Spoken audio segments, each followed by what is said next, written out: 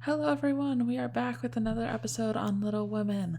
Just a reminder, this is spoiler inclusive, so if you haven't listened to the first two episodes, please be sure to do that, and also make sure you read it if you don't want to get any spoilers. Um, but otherwise, I hope you all enjoy it. This is kind of a busy week for everyone. Um, I guess, I don't even know if it's a busy week. The holidays are very strange this year, but I hope you all are finding a way to make it special and with your close friends and close family, no friends, unless you're roommates. I don't know. Just, I hope you all are staying safe. I hope you are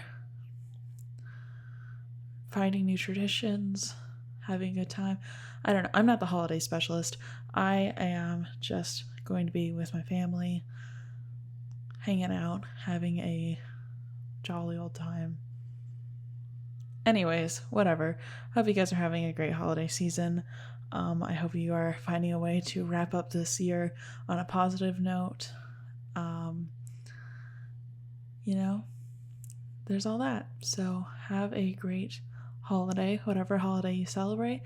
And I hope you all enjoy this episode on Little Women.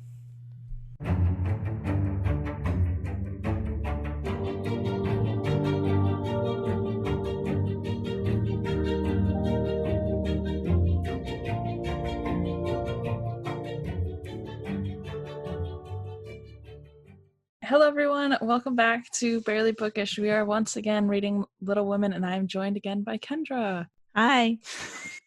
Well, we are starting off this round of chapters by reading chapter 9, which is Meg Goes to Vanity Fair. And the only thing I know about Vanity Fair is the magazine. So I was like, is she getting like a magazine gig? And I was like, right off the bat, like some of these chapter titles, I'm like, what is even happening right now? So I thought maybe she's like getting a magazine job now. So then She was gonna go to that. I think she's going to that lady's house, but the microwave is on. oh yeah. So Meg is packing up her trunk with all of her sisters helping. And when she's all packed up, she's off to spend time at Annie Moffat's house. And after spending time with them, Meg has started to grow jealous of Annie, who has a lot of money and doesn't have to work at all for anything. Who was that? What was that poem that sat on a muffet? I know what you're talking about, but I can't remember any of the words right now. That is what I think every time someone says muffet. It's funny because we have this college I went to, we have a research center named Moffat, I think. So like every time I read it, that's the only thing I think of. Meg for the party throws on her best dress, but it looks shabby compared to the other girls, and she felt like she was being pitied for her poverty. And like this gets brought up a lot while she's there. Yeah, I don't understand.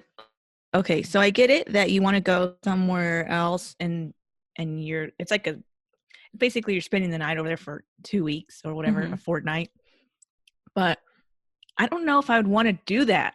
Yeah. Back then because yeah, they have more stuff than you, and it's like you see the pity on their faces, and then everybody's making fun of you, and it's just like, do you really want to put yourself through that, or Yeah. just kind of leave it?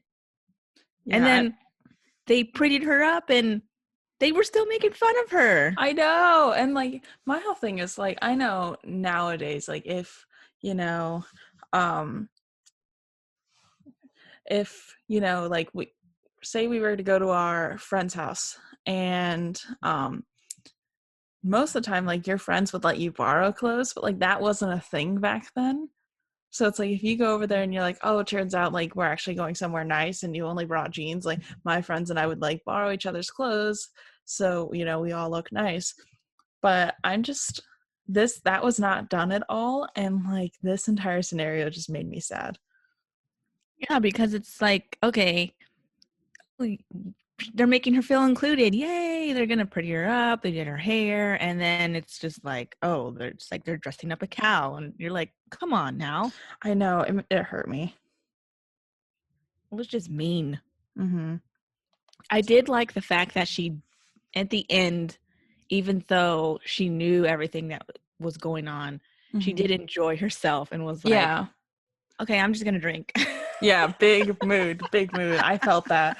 We'll get there, but I was like, when she's like, yeah, just have some champagne. I was like, yeah, I feel that. For me, it's whiskey, but like, you do you, girl. If you want to have champagne in a expensive ball gown, you do you. Like, Laurie annoyed me because he kind of shamed her and was like, I don't like this you. And I'm like, yeah. get over yourself, Laurie. I'm like, buddy, you rich boy. Like, say what you want, but like, you literally are like, have like thousands of servants. You live in a mansion, and you're gonna look down on her for wanting a nice dress for one evening. Like, chill out.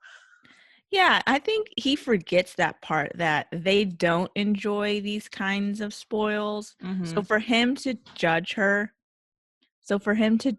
like that, it just made me angry because I was Yeah, like, you're annoying. Go I know. away. Literally, though, we'll get there, but more, and we'll talk more about it when that comes up. But I was like, Laurie, get it together, buddy. So, Meg for the party throws on her dress. Yeah, I mentioned that already. Got lost. So Meg receives flowers and a letter from her mom and Laurie, which I thought was super sweet. But as soon as like she gets the letters, all the girls are like, "Oh my gosh, you got a letter from a boy, from an admirer?" And they're like, "Oh," and Meg's like, "Well, it's just Laurie, like he's our neighbor." They all like were shocked that Laurie sent this, and she's like, "It's just my friend, you know." And they end up secretly inviting him to the party they're hosting to like, I don't know, win her favor or something. Who knows what they're trying to do with that. I was like, are Yeah, they I was gonna ask you, like, did you understand what was going on? Because I I didn't. I thought maybe they were trying to be catty and be like, "Oh, you had the secret admirer, like we're gonna invite him and like judge him harshly." And I can't tell if the girls were actually trying to be catty or if they were trying to be nice and they're like, "Hey, this you have this guy who seems to be a secret admirer, like let's invite him and, see him and like make an evening out of it." But I couldn't tell if they're being catty or not. So what I thought happened was they figured out who he was and they Mhm. figured out that he had money, Mhm. and they were thinking, okay, well, she said neighbor, so maybe he doesn't know that he has other options. So they Oh, invited him, and they were thinking, okay, well, if he's interested in her, he'll definitely be interested in one of us because we have more money. that is very possible. Very possible. I have no idea. That's like that's probably what happened. I just from the way it was written, you couldn't tell if they were being catty or if they were being sincere.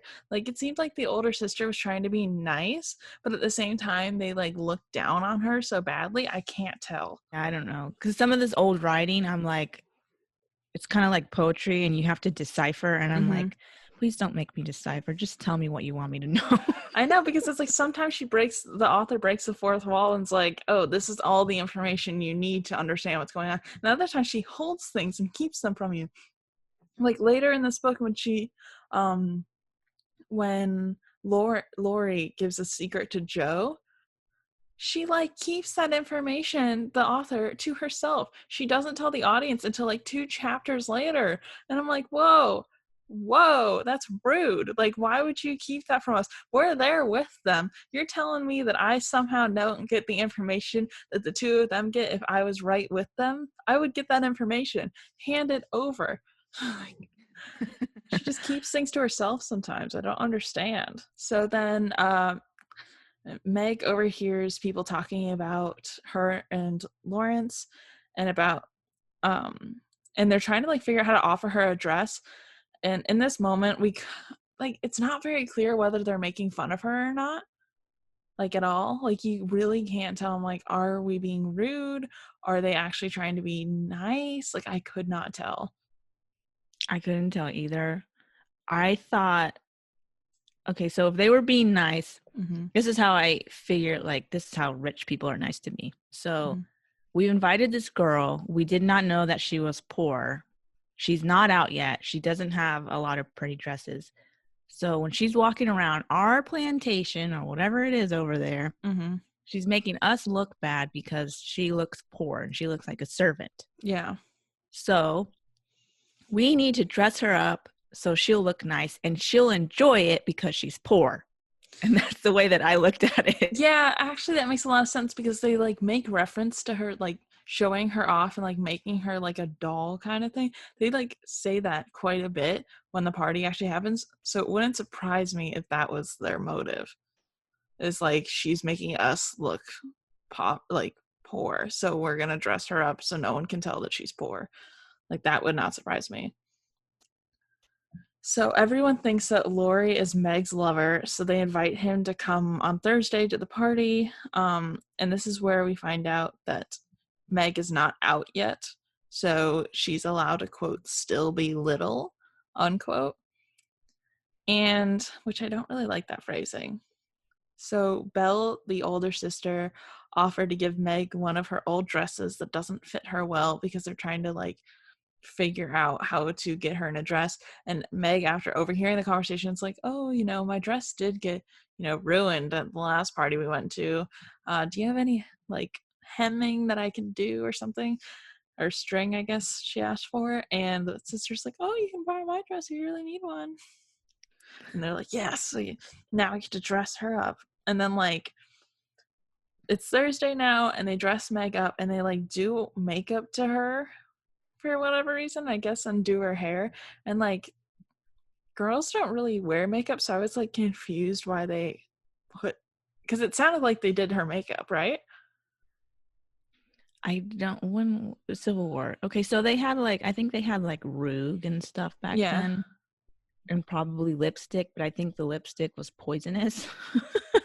So, Yeah. and then like in the 1700s, I know they used to powder their face. So they Mhm. have some stuff. They just not what you're thinking nowadays. Yeah. But I always heard like when I read these older books that it was like unladylike to wear makeup, and you only wore makeup if you were really ugly. From what I read a couple books where that was like a huge thing, is like no one wears makeup because when you wear makeup you're either old or you're ugly. And like Meg is said to be like really really beautiful, so I was like, are they trying to be like, you need makeup because you're not pretty? Also, this is just like a side point, makeup is not what defines you as a person, but like this is what I've been told from these like older books, is that was what makeup was like. But I don't know. I don't know. I've never I don't know. I do know that they're like movies or whatever from older movies. Mm-hmm. The girls always seemed excited when they got some type of makeup to put on their face. Yeah. And then you always see the girls pinching their cheeks to make Mm-hmm. it more red. But I don't know. I have no idea if like makeup was like a taboo thing. Yeah. I'll have to Google that. Maybe it was one of those things where it was like you couldn't quote like obviously wear makeup, so it had to look very, very natural to the point where like men thought that was like just your face kind of thing. So then they say that Meg looks absolutely stunning, but they put her in something that was rather revealing for the fact that she's not out yet. Like she's still 17, and her friend, the girl Sally, I think, said that like she's kind of jealous for the fact that like Meg looks so much prettier than everyone else. And I was like, whoop. That's not her problem. I know, literally. I was like, let Meg live for like 20 minutes, please. Like she's just straight chilling here. But I was like, why'd they put her in something really revealing? Like that seemed kind of weird for me. Not only are they going to dress her up, but then they're going to put her in like a revealing outfit where she's obviously not comfortable. They might have been trying to make a scandal happen. Maybe. Because Are we they just thought, like thinking so badly of these girls that did this innocently, and the two of us are like, were they horrible individuals? okay, so we're both bored. We both know that. So we're going to make up as much as we need to get us through this book. I know. I'm like, I know it's a children's book, but I'm like, I'm ready for scandals. I'm ready for like action packed adventure and like gossip and drama. And this book is like, oh, they lovingly fell in love. And I'm like, where's the spice? Where is it? I'm like, did they murder each other? Like, what happened? I need something like to get me through. So right now, I'm just going to imagine that like they did this out of like cold, envy, just for some spice.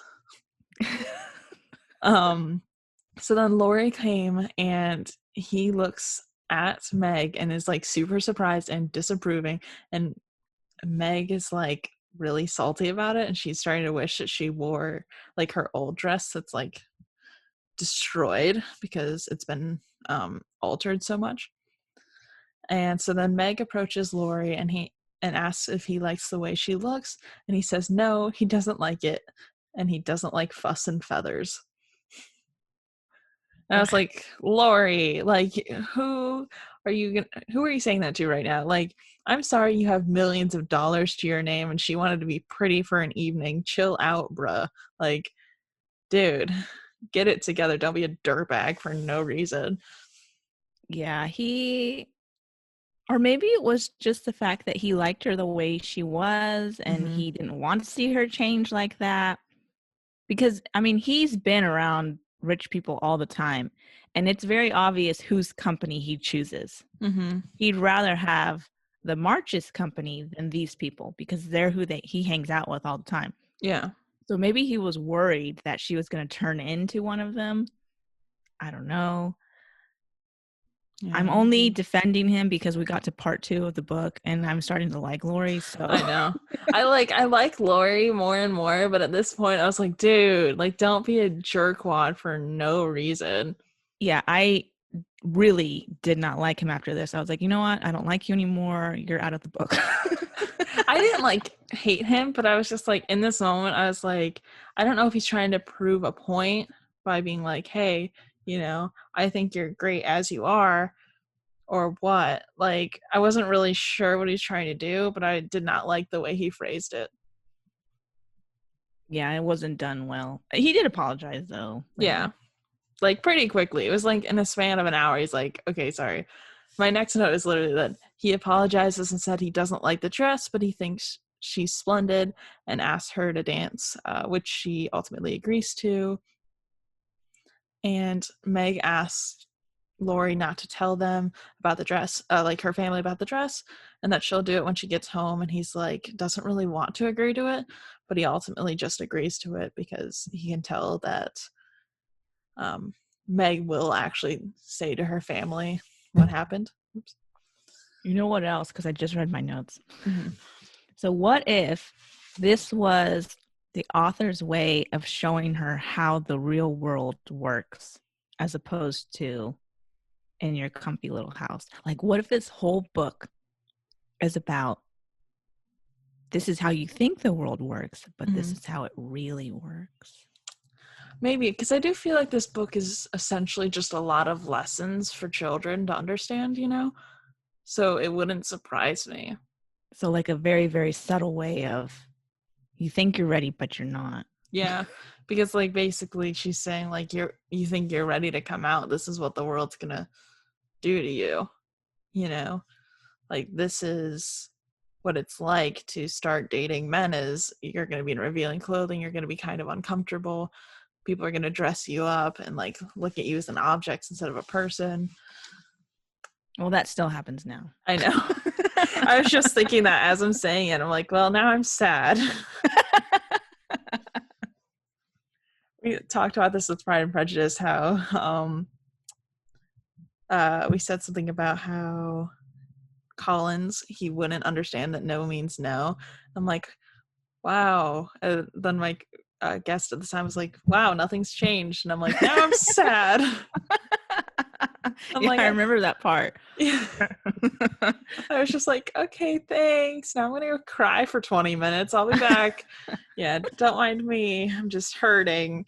Oh my goodness. So now Meg is drinking champagne and flirting with boys, and Laurie is very uncomfortable. And like, how bad does this look for Meg? Because all of her friends think Laurie is her lover, and now she's flirting and drinking.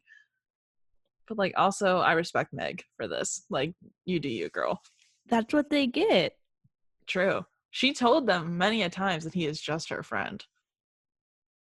So she can have her fun Steals their night. men away. That's their problem, not hers. Yeah.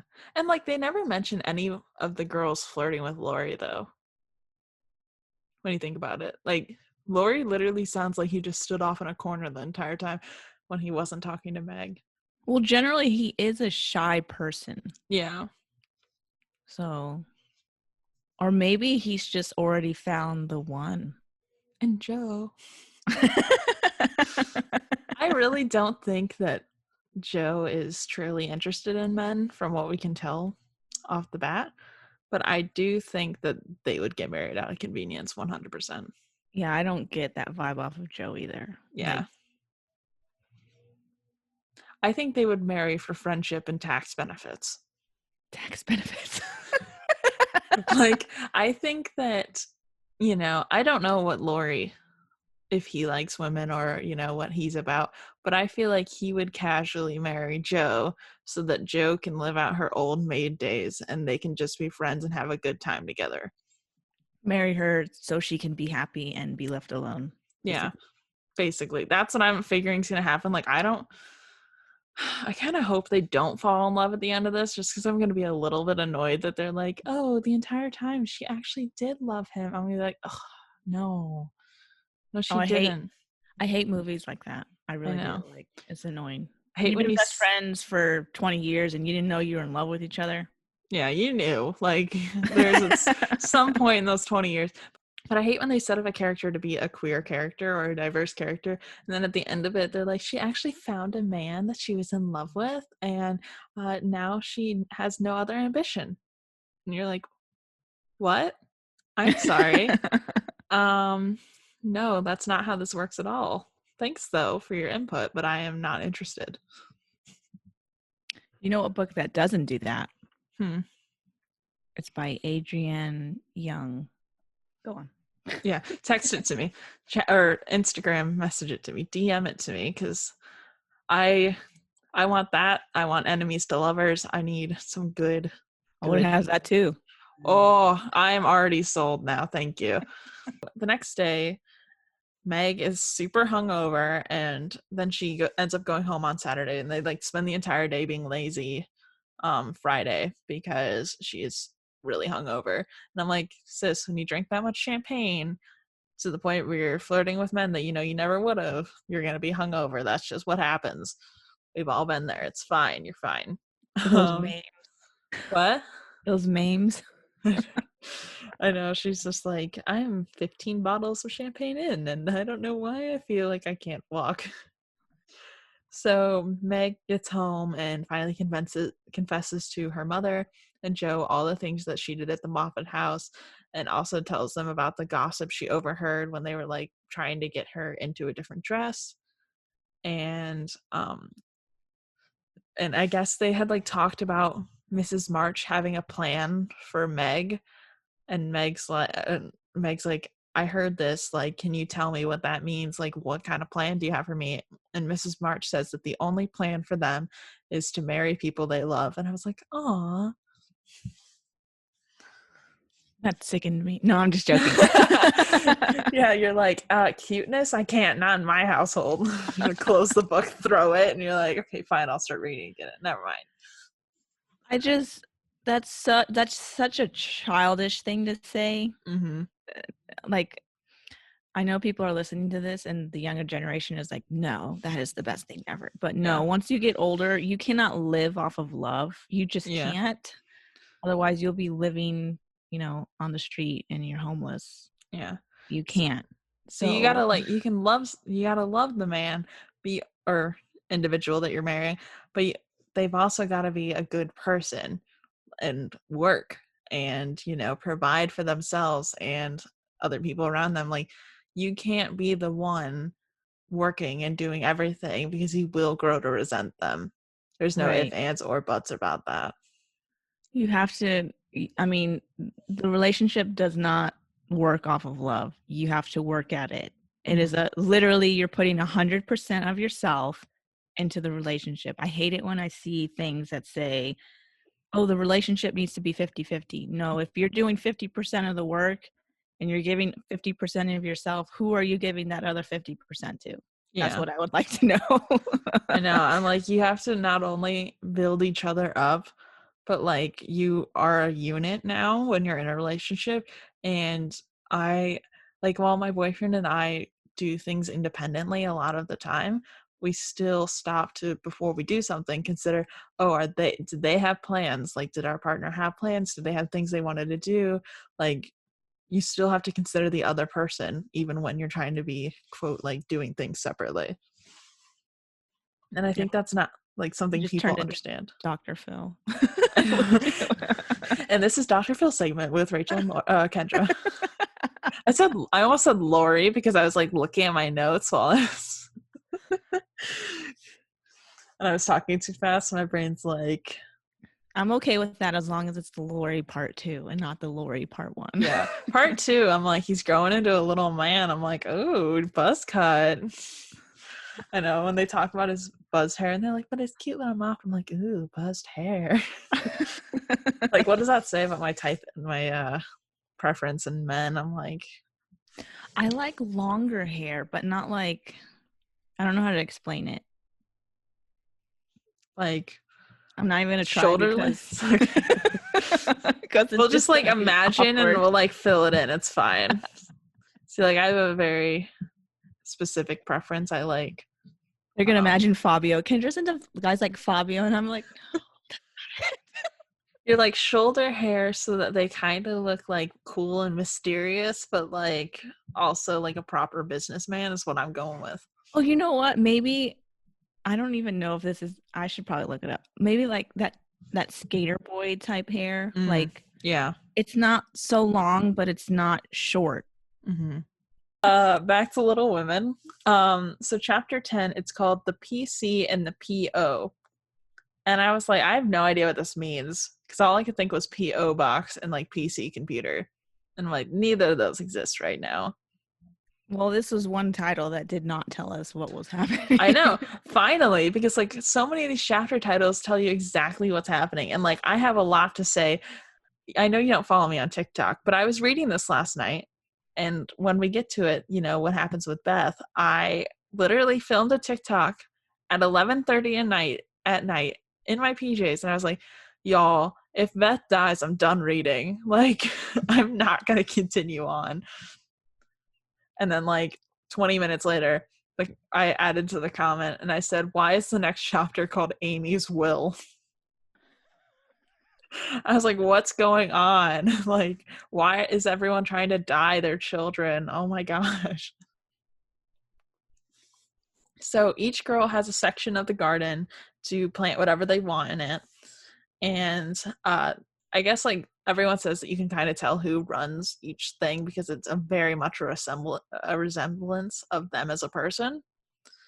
So they then play this game where they write a little newspaper and have town hall meetings. And I was like, this is so cute. Like they have like their own little government. I love it. So in the newspaper, there's poems and stories that the girls have written. They also add news bulletins with things happening in their lives. And like, I'm not going to read all those to you, but like, if you read the book, you know, and if not, you can pretty much imagine what they're kind of like, you know. This is what I would call a filler chapter where your editor would be like, take it out. Oh, absolutely. Absolutely. There's no reason this never gets brought up again, really. Yeah. Like it's like mentioned in passing a couple times, but like we did not need this chapter at all. So yeah, they totally could have cut it and I wouldn't have been like, oh no, we're missing crucial parts of the story. So they request to add Laurie to the what they call the PC.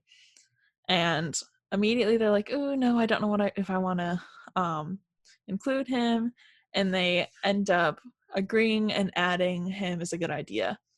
And it turns out that Joe actually hid him in the meeting in like a closet the entire time. So it's like, I'm glad everyone agreed, but like, what if they said no? They did say no, and he was like, oh, please let me in. Well, they said no originally, and Joe's like, why not? Like, they're like, oh, but he'll make fun of us. And Joe's like, no, he won't. And everyone like finally was like, all right, fine. And then she's like, okay, good, and like lets him out. And everyone's like, whoa, whoa, whoa, whoa, whoa. That is a very boy thing to do that Joe did. Oh yeah, absolutely. So Laurie joined in and immediately started acting the part, which I thought was very adorable, that he was like not gonna make fun of them and he's like, okay, you guys want me to like participate, I'll definitely play the game, and like starts immediately acting the part, which I thought was nice. So chapter 11, experiments. I was like, what are they gonna get up to now? So Meg is getting 3 months off work, which she's super excited about because the family that she nannies for is going on vacation. So for a week, all they're going to do is play and not work at all. This is another lesson chapter. Yeah, I know. It's like you get filler and then a lesson, filler and then a lesson. So after the first day, they said it felt really long, but they felt as though the experiment was still working. And so their mother was like, yeah, take the whole week and do nothing and see how that goes for you. And then, like, they're 2 days in and no one's having a good time anymore.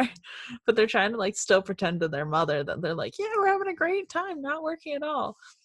Well, if you think about it, okay, let's pretend that you're super poor.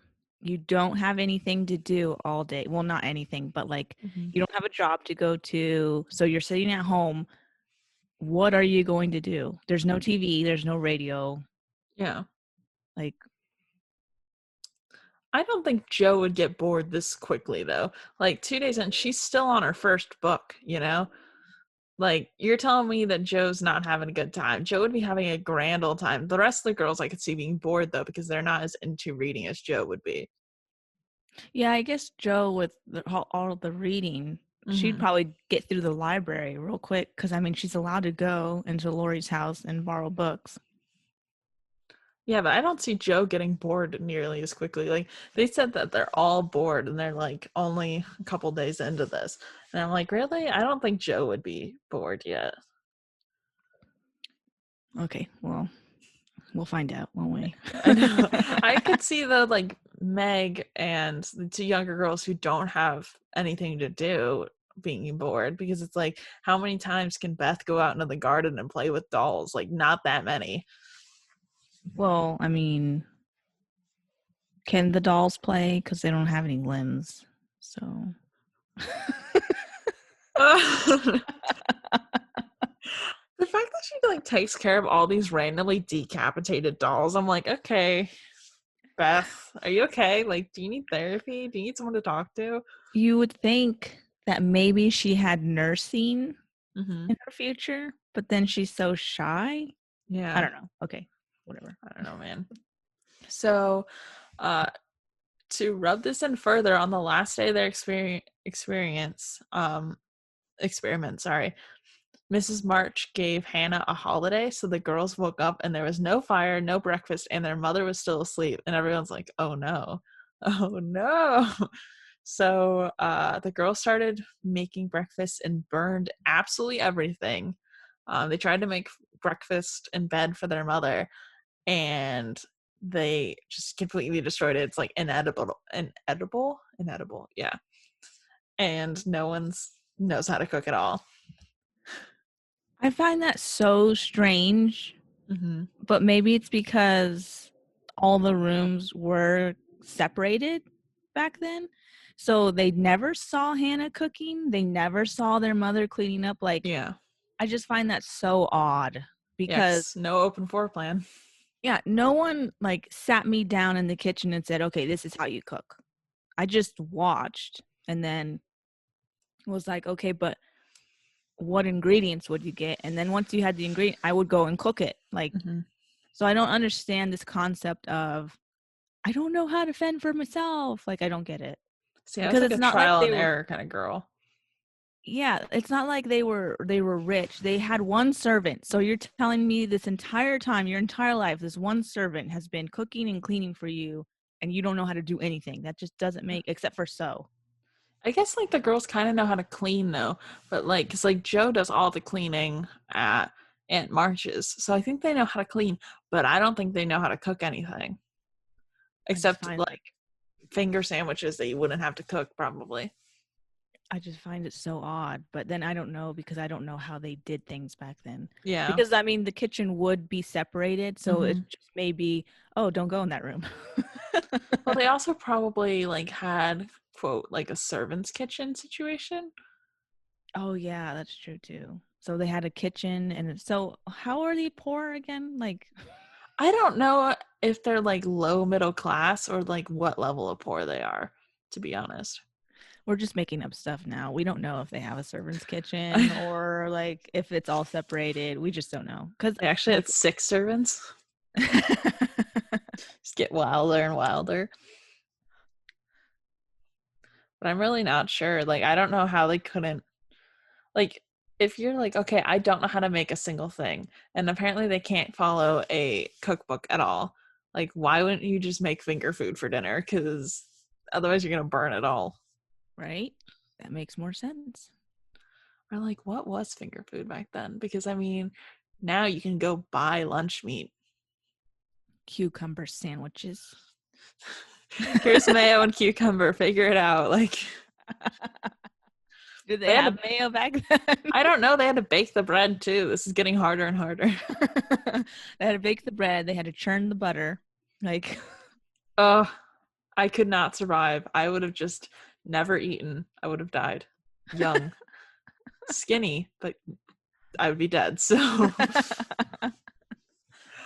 so Joe invited Laurie to dinner, to make up for fighting with him, and lists out a ton of dishes that they're gonna make, but she doesn't know how to cook. Like, she like has like courses planned, and like there's meat on there, and I'm like, meat's hard to cook. Okay, like I eat vegetarian mostly because I hate cooking meat. So I was like, I don't know how you're gonna do this, chickadee. Like, that's a lot of food. So then Mrs. March says she's going out for dinner and is going to take a vacation day and just leaves. And I was like, yeah, rub that lesson in, Mom, I guess. Like, there you go. So then Beth accidentally killed her bird because she forgot to feed it while they're on vacation time. I was like, uh, okay, how?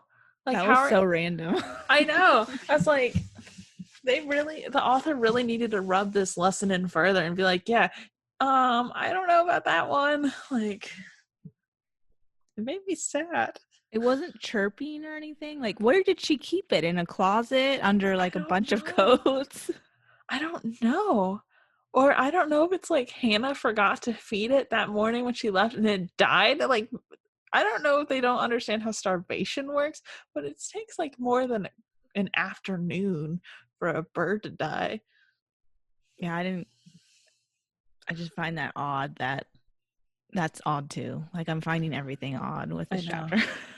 Like, that was the most dramatic thing that's happened so far in the book. Or maybe it's getting you ready for something else.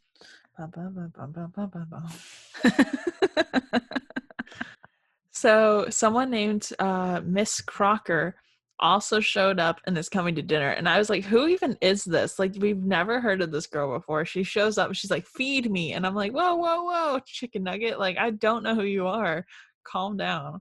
Odd. Yeah, she's like, I'm coming to dinner, and everyone's like, are you there? Like, who invited you? But apparently you can't turn anyone away. So Joe tries to make dinner, and everything turns out horrendous, like absolutely awful. And the only thing Joe thought she made well was the fruit, but she accidentally used salt instead of sugar. And okay, I've made this mistake once.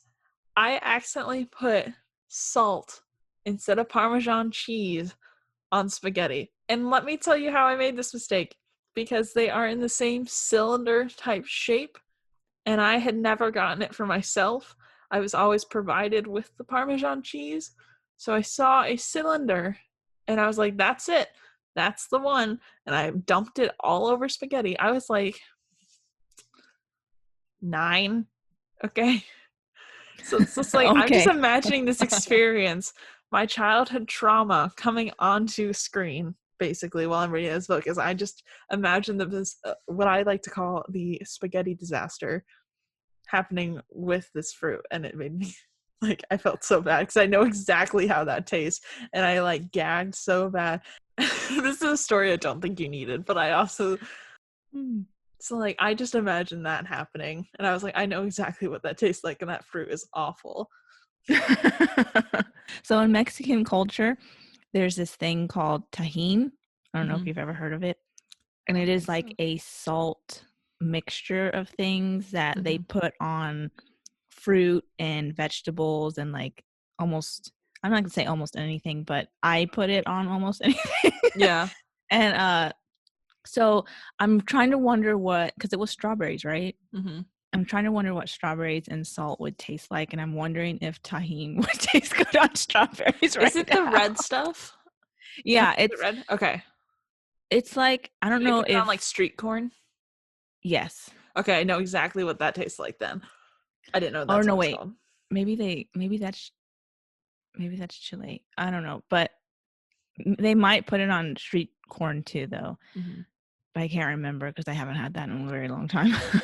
But yeah, it's called tahine, Yeah. and it just makes everything so much more delicious. So now I really want to go get strawberries and find out. So Joe made terrible fruit, as we discussed. And after dinner, and I can't even tell if you can call that dinner because everyone had a horrible time. They had a funeral for the little bird that Beth killed harshly and sadly because it suffered.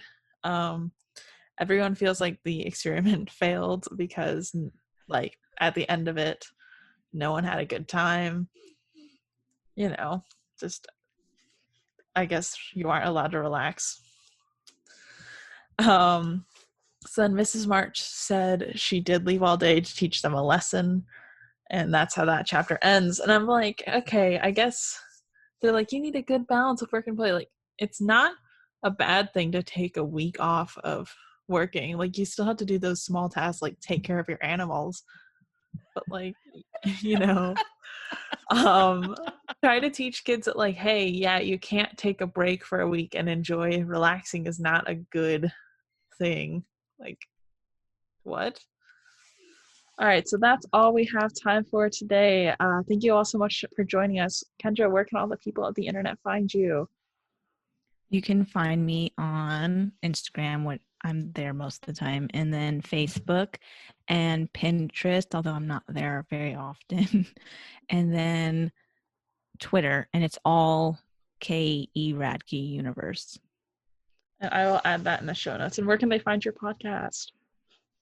Oh, that's at West Post at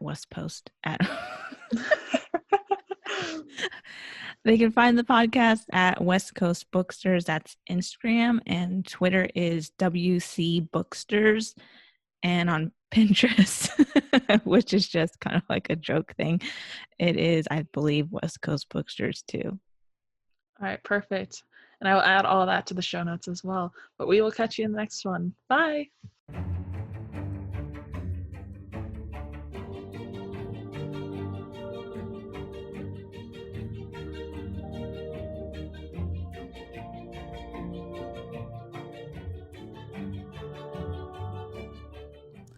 Thank you all so much for joining me on this episode of Barely Bookish.